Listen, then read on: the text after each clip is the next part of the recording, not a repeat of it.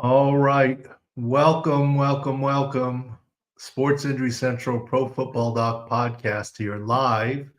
We are taking questions on YouTube and Twitter or X, etc. We have made it back from New Orleans, sort of most of us. You'll see Doug Mann is here today. He's always in the room with us.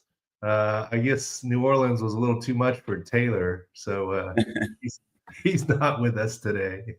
Joking, he's fine. Yeah, I think Doug, I think we all know Taylor eats like his palate is less varied than my 12-year-old son. Yes. And we got him to try gumbo, maybe too much gumbo. Wow. He actually liked gumbo. Of course, it had to be the chicken or sausage gumbo. He was not doing seafood gumbo. No seafood, no shrimp, poor boys. But he started to like the gumbo a little bit, so we've expanded his palate quite a bit here. There you go. Paying for it today. Maybe a few beignets. That's more his liking. Yeah, the beignet. Yeah, beignets might be a little fancy for him. It's just a powdered sugar donut. You've been to New Orleans, right? Yes. Yeah. Beautiful food. The muffalettas, the jambalaya, and from what I hear, you guys had a good time. Seems like everyone was there. All the stars, all the past players, all the media personalities. I'm sure. Yeah, it's usual Radio Row. I mean, I don't know. I wanted to do this one because hey, we're busy down at Radio Row and stuff, and I've always heard about what a great Super Bowl city New Orleans is. But boy, almost too great. Like that's a lot. I mean, how many days can you be in Las Vegas, right? How many days can you really be in New Orleans? It's a lot of days. 2 or 3 night max for most, I'd say. Yeah.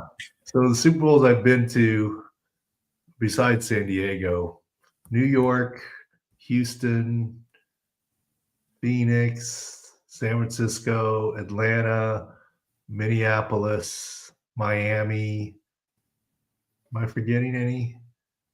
Obviously now New Orleans. Glad I was not on Bourbon Street on game day. I was wall to wall. I mean, more than Mardi Gras people. All good though. But I changed my mind a little bit about New Orleans in this way. I don't blame Zion Williamson at all for putting on some LBs. It is easy to put on LBs in New Orleans. Yes, yeah, I can imagine a lot of temptations there, but also the high humidity. I feel like it might have been a shock to the system for a few people there too. Not at the game maybe, but on Bourbon Street. I mean, usually I'm not a big breakfast guy, but they have all these fancy breakfast food. Everything is just fancy, and food's a big part of the culture. It was all good though. It was good. And then Radio Row, the usual suspects. Craig was all worried about, we got to get your schedule lined up. I'm like, we don't need to. Craig, our president, who was there to do some business deals, and Doc, from what I hear, you've just got the natural ability to strike up the big meetings on the spot. No need to prearrange. I think part of it is, I joke about this, but I'm a little bit serious. I can make fun of it, right? I think this is where being a relatively tall Asian with a big fat round head and recognizable helps. I mean, there were so many people that said hello here and there, and I wasn't even sure who some of them were. I'll let you know the most embarrassing one. I'm standing there and I'm talking to Taylor, and we had talked earlier in the week about saying hi to Deuce McAllister because he's Mr. New Orleans and been on his pod and this, that, the other. The guy from behind me says, "Hey Doc, how you doing?" Kind of gives me a hug, and I look real quick, and it was out of context. And I think this is embarrassing. I think he realized by the look of my face, I didn't exactly register who this was, and because it was surprising, it was Deuce McAllister. Wow. Yep, so that's pretty embarrassing on my part. Bad form. Of course, I know who Deuce McAllister is, and He got to unwrap the Super Bowl trophy when it arrived and the whole thing. Yes. So it's just a lot of people running into things. I think did some other podcasts and things. My buddy Lorenzo Neal, but then I got kicked out of there when here comes Marcus Allen and Drew Brees. I'm like, yeah, I can get up from this segment. You can put them in there. Yes. And it's really changed from Radio Row. It's now Media Row. There's obviously a lot more social media. It's completely changed. A lot more podcasts from all over the country.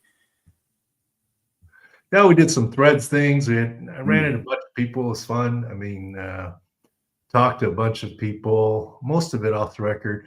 One that I'm going to be thrilled, lined up some podcast guests. As we get into the off season, we'll have time to talk podcast guests and so forth. I mean, ran into a lot of familiar faces. One person I was excited to see. Now I'm gonna blanking on his name. Jake Delhomme. I was excited to see Jake Delhomme.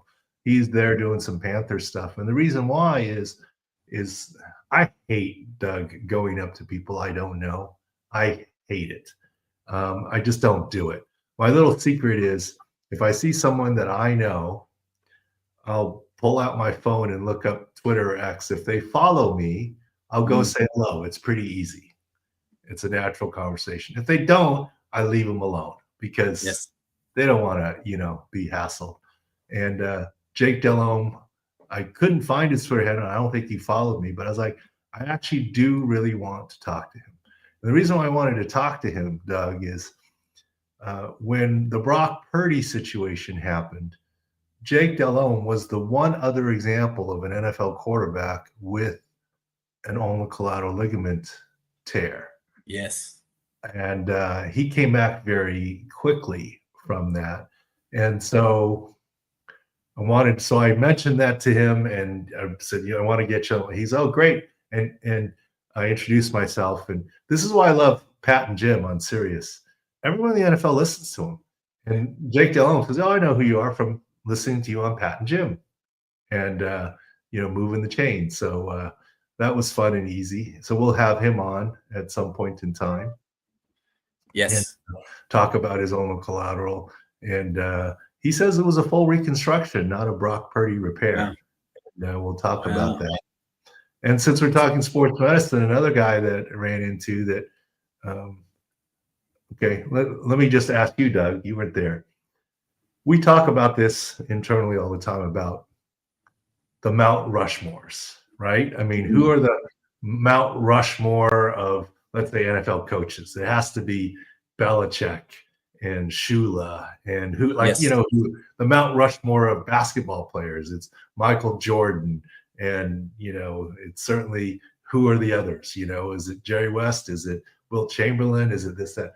Yeah. Think about this. If we had a, quote, Mount Rushmore for sports, medicine, injuries, or situations, what would you say would be on it? I mean, an easy one is the Michael Jordan flu game, which we've talked about with Dr. F, who's on our Score Doctor panel back in the day. He's, the Last Dance. He was on that documentary during COVID.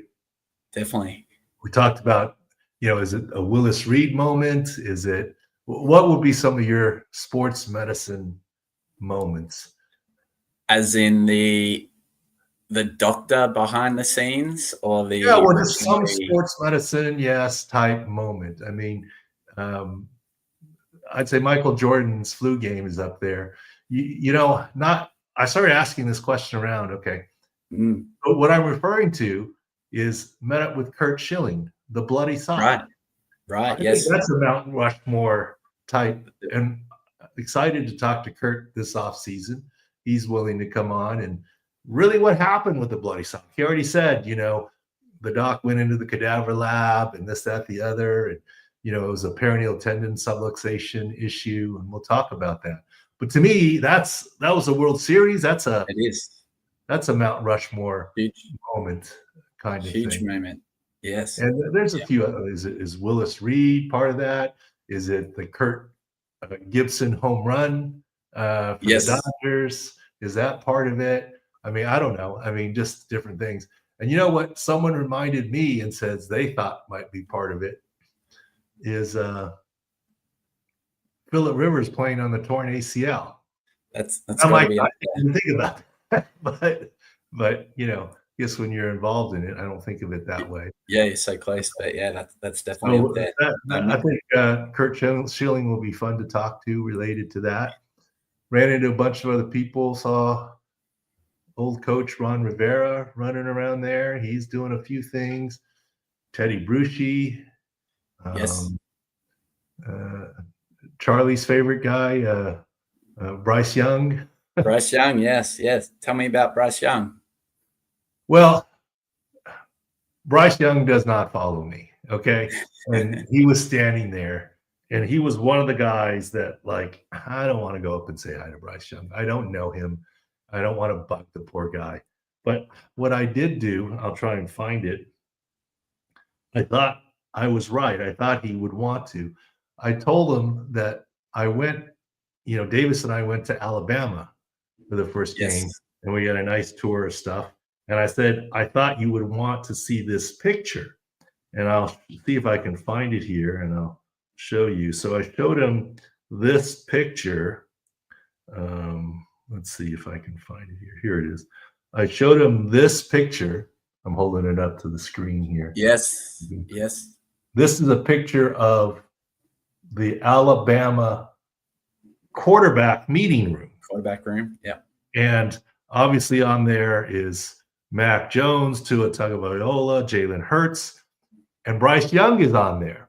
And he goes, oh, cool. He goes, my picture was never up there when I was there. I said, of course not. But after you're the first pick of the draft, they put he goes, I didn't know they put my picture up there. So he's actually excited about it, which is great. Yeah. Kind of cool. So that was my little icebreaker with him. Like, you know, I hate like doing fanboy type stuff, but I thought he would enjoy to see the picture that, you know, he's in the quarterback meeting room Hall of Fame, right on the wall. They're all first round draft picks, and he was first pick in the draft, right? And very successful. Yeah, he's got to get back there. Check it out. Yeah, so that was kind of fun. And then the other thing that struck me, Jaden Daniels was there. I did not say hello to him. I did say hello to Cam Newton. Shared some history with Cam Newton. But when Jaden Daniels was standing next to Cam Newton, oh my gosh. It was like me standing next to, you know, an NFL lineman. I mean, Cam Newton is he's built huge. Yes.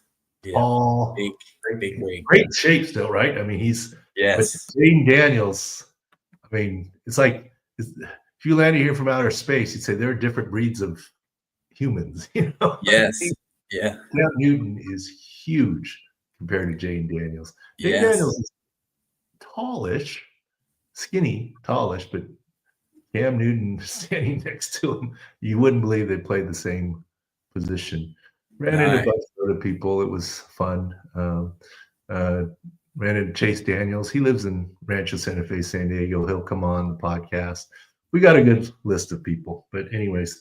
Definitely. Yeah. What'd you think about the game there, Doug? Yeah, well, I was here watching it with friends, analyzing it. I was very proud Australian to see our guy, Jordan Mailata, left tackle for the Philadelphia Eagles. Big success story there of the NFL's international program. And not the first Aussie to play in a Super Bowl.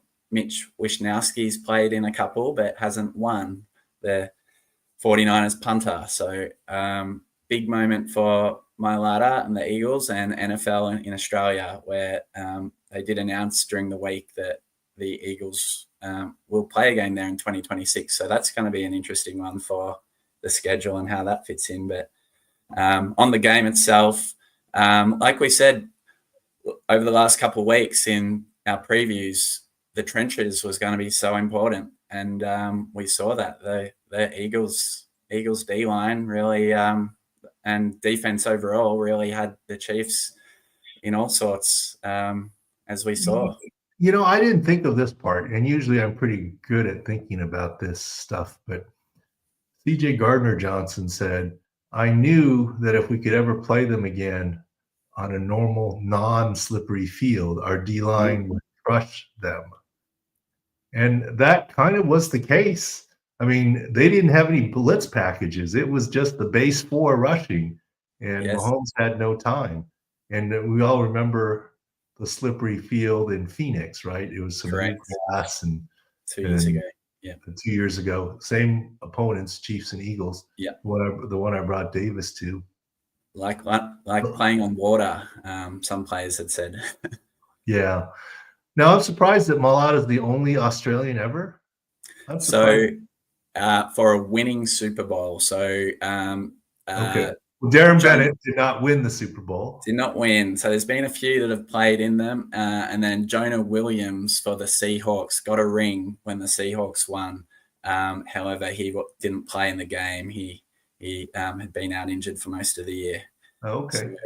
So these are the little nuggets us Aussies we take back to the home country. As NFL, we've got a lot of punters, but to have a guy playing left tackle that's in there, huge part of the game, protecting. Well, that's huge, right? I mean, the Aussie rules punt is like everyone, does that nowadays, right? Or has that punt in the arsenal. And that started with Chargers Darren Bennett. Correct. It's interesting. So Mailata obviously is not going to be cut. He's got a long-term deal. This will be the first regular season game, but not the first NFL game. I don't know if you realize this. In 1999, I went to Australia and we played an NFL game against the Chargers versus the Broncos. Right. Okay. And we in 1999, and we were joking around with Darren Bennett, our punter at the time, when they announced this game. I said, I guess you're not getting cut because it's Australia for this next season. And preseason game, it was notable in a couple ways for me, Doug. Besides, it was the first game in Australia, preseason game, and I did have I still remember 1999 when, because I had my cervical discectomy and fusion surgery on Thursday, and we went to Australia on Sunday. Wow, that seems like a quick turnaround to hop on a 16-hour flight or so. Well, but as I argued with my surgeon, I said, am I at strict bed rest? I mean, sitting in a 747 is like sitting on my couch, He's like, no, you're okay, Anyways, I talked myself into it.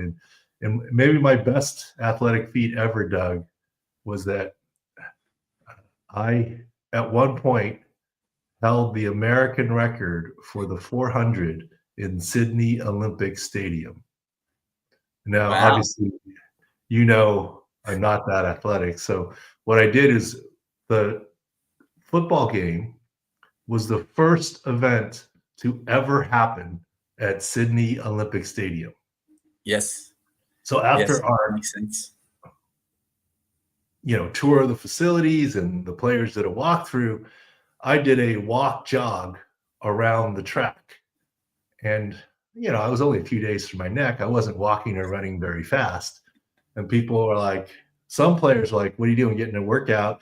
And some players are like, that's not a very aggressive workout. What are you doing? Do you think that's a workout? I said, maybe not, but I now hold the American record in the 400 in Sydney Olympic Stadium. You had them covered, yes. And then after practice ended, the walkthrough, a bunch of guys started running 100s and 200s. So they would hold a record. So obviously my record didn't last for very long. I mean, my one lap around probably took me 2.5 minutes, So yes. Yeah. The 400s standing record, Australian Sydney Olympic Stadium record. Yeah, that's a tricky event, that 400, but good, no injuries. Well, and then for the Super Bowl, I'm glad Brandon Graham played. I guess he got one tackle. That's a big one. He didn't do a lot, but he played. Good on him. That's a good way to go out and win a ring.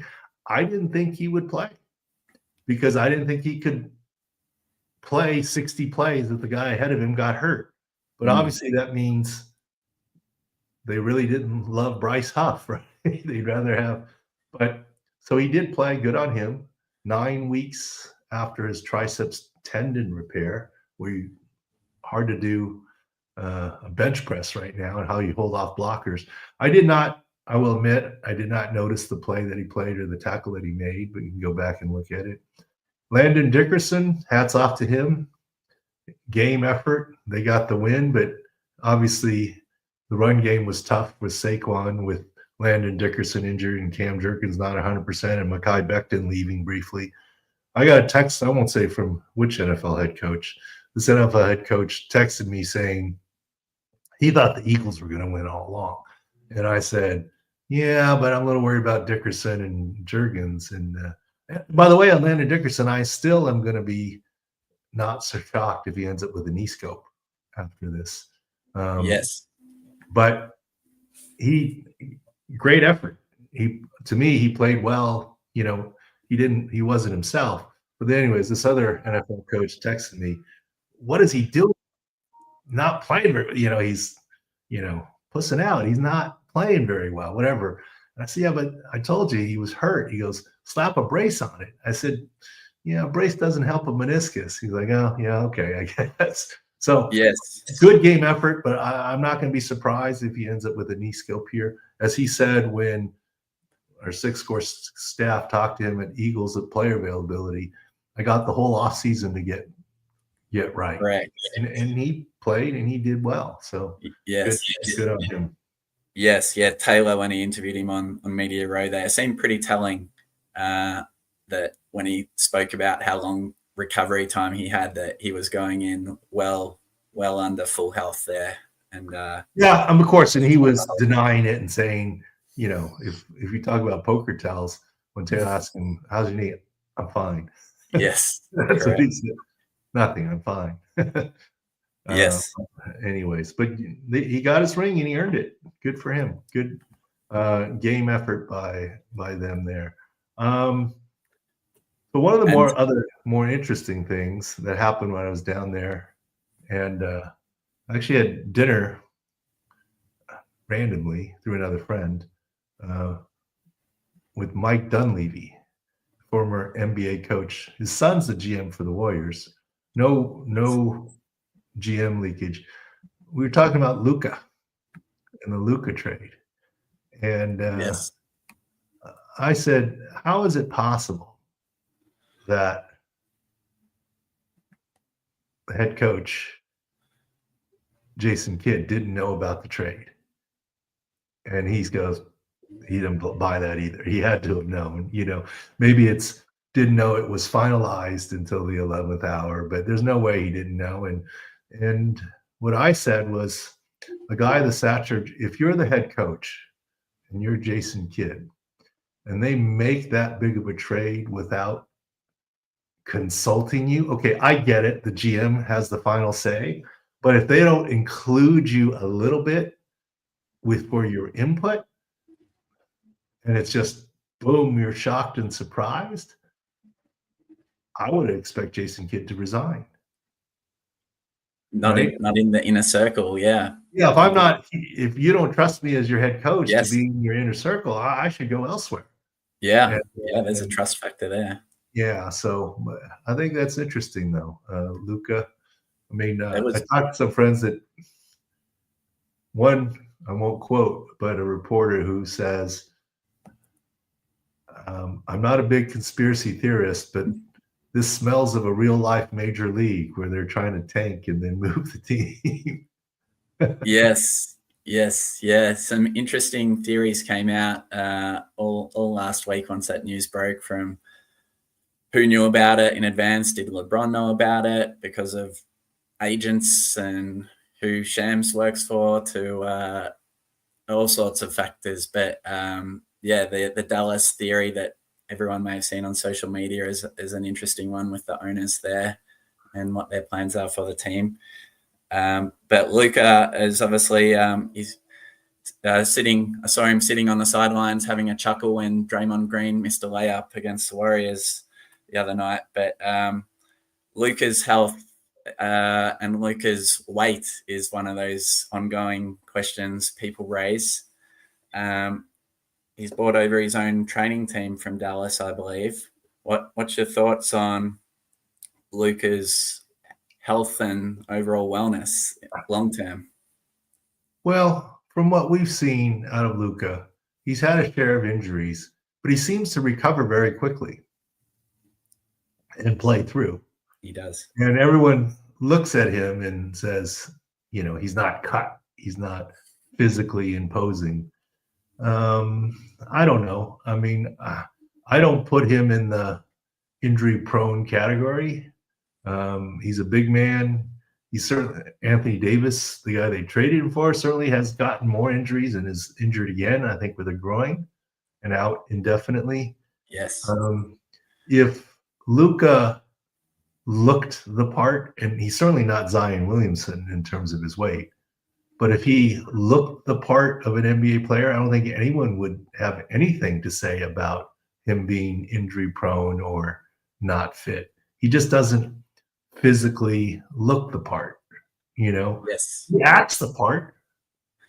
Yes. Yeah, absolutely. And it's probably one of those things, just if Luka was playing 10 years ago, it wouldn't stand out as much. But the way sports science is now, there's a lot of low body fat athletes out there, and he's the guy that's at the top end of the range. Yeah. I mean, we'll see. Health food in LA, maybe it'll get him right. It seems like they did him kind of dirty. Didn't he just buy some huge mansion for $50 million or whatever? But I don't know. That's probably like a $50,000 condo for you, or a $50 million mansion that he just bought, and now he's moving out of Dallas. So you and the boys did very well with the algorithm on Super Bowl. What were you? If you go by stars, you were 12-3 on the props that you released, and if you went just by the prop itself, you were 6-2. But if you go by the stars, you hit all the 3-star ones, or most of them, 12-3. Yes. Yeah. The 6-score algorithm went great for Super Bowl. All up, I think we're up around 6 units across props, totals. For Super Bowl, we had some great insights on taking some unders with Isaiah Pacheco under on his rushing attempts of 6. He only had 3. We missed on 1 or 2 props with maybe how the game flow went, but and the Saquon under was a big one. Saquon under was a big one. We had that on the totals. First half total, it only just stayed under in the end, but under 24.5 points, all 24 points for the Eagles. So overall, but I would look at it this way: if you can hit an under with a pick 6 and another turnover deep in the red zone, that's an accomplishment. Absolutely. Right? You have a red zone, turnover where you're 10 yards away from a touchdown and you score on a pick 6. That should be over every time. And so I don't think there's anything wrong with the half-point hook win, 24.5 there, because without those big turnovers, obviously, it would have been easily under. And then, of course, you guys have basketball rolling pretty good, college and NBA. Yes. So with SIC data on the website, we've got daily every NBA game covered with health score ratings, player insights, player scores and ratings as well. So the NBA product is really improved on the new website for everyone to check out. We've got daily college basketball picks, and although we'll have a few days off NBA around All-Star weekend, we'll be having very regular NBA picks too, where we've had winning records the past few years, and our college basketball this season is all time where we're winning 3-star picks are up about 65%, and our overall situation is up close to 30 units, which is hard to beat out there for anyone looking for college basketball as we come into the final month or so before the national tournament starts. Yeah, and if you get the yearly package, it'll cover you through NFL next season too. Yes. But here's what we find: we deal on cluster injuries, and when there's 22 NFL starters, 11 offensively, 11 defensively, and I don't know how many people notice, but we actually put up on our field views 12 players on defense because we feel like the slot corner is that important. So whether it's 22 or quote 23 starters, every injury in college basketball or NBA to a starter is 4.5 injuries. That in and of itself is a cluster, whether it's the ball handler, the three-point shooter, the rim protector, the shutdown defender, whatever it is, it's equivalent to 4.5 players. And that's why I think basketball doing injury analysis is more fruitful maybe than even football. And the other thing is, especially in the NBA, it's hard to keep track of all the load management stuff, right? And the gang will do that for you here. Correct. It keeps us busy, but that's what we're here for. We're putting in the hours. It's a grind. Like, we've got probably 18 hours of the clock that we need to monitor when it comes to these NBA injuries, load management, the late withdrawals. Like we saw Giannis a late call out from the warm up last week. So there's a few of these things, but our team's right on top of that. So we'll be putting out the picks and the recommendations and the insights through the website. So subscribe to that. Save yourself hours and hours of work every day, and we'll have every game covered. So it's going to be a big few months now that we're approaching just over halfway of the NBA season. And, all right, so lots of NBA stuff, college basketball stuff. We're diving into combine information and draft information now. I'm still toying with the idea of going to combines. I don't know. I've been to 20 of them. I don't know if I really want to go. Maybe. We'll see. Still recovering from New Orleans. Yes, too soon for the pass, I'd say. Too soon. Yeah. We'll see. And then anything else you want to touch on here before we wrap this up here? Any questions from the audience or anything? We're quiet on questions today, but there will be some of our followers that will be looking at their dynasty NFL teams too. So we will still be putting out some NFL content, not just on the draft, but which players we don't expect to be ready for a training camp. And then free agency stuff, right? Who's healthy, not healthy, free agency stuff. Yeah, absolutely. Yeah. So even in the NFL, it goes 365, I promise you, but especially with all the basketball and baseball around the corner, and throw in a Mike Tyson fight and a hot dog eating contest every now and again. There's always injury insights. We've got the big majors in the golf PGA Tour that'll come up, and there's always some insights there. We've done well in the past on some big odds on Tiger Woods and some other injured players, so we'll be doing that. So definitely recommend anyone listening to make sure you jump on the website, sign up for the free newsletter. We'll still be doing a weekly free newsletter that will have some free recommendations and what's happening across all the major leagues. And the revamp site that you're very proud of. Yes, correct. Good and love all of our loyal followers for sticking with us through the full NFL season. Had a lot of success, and we'll keep it rolling through this off season. Well, and hopefully Taylor feels better from gumbo fever. Yes, he'll be back. He'll be back next week. Or we'll roll on. All right. Thanks for watching Pro Football Doc Sports Injury Central podcast. And we'll still stay pretty active on social media and the website and everything else. Stuff still continues, even though the football season is over. And I actually enjoy the off-season podcast in terms of guests. It's just always booking the guests in terms of time. So we're probably not, at least the guest segments won't be live because it's too hard to get a celebrity person to do it on our time. So we'll do it on their time, at least import in that segment of it, and we can still do Q&A through our stuff. All right, thank you, Doug. Thanks to the Six Score team. Hopefully people enjoyed the Super Bowl. I get the game for the most part, unless you're an Eagles fan. It was kind of but all good. Thanks for listening and watching, and we'll see you again soon.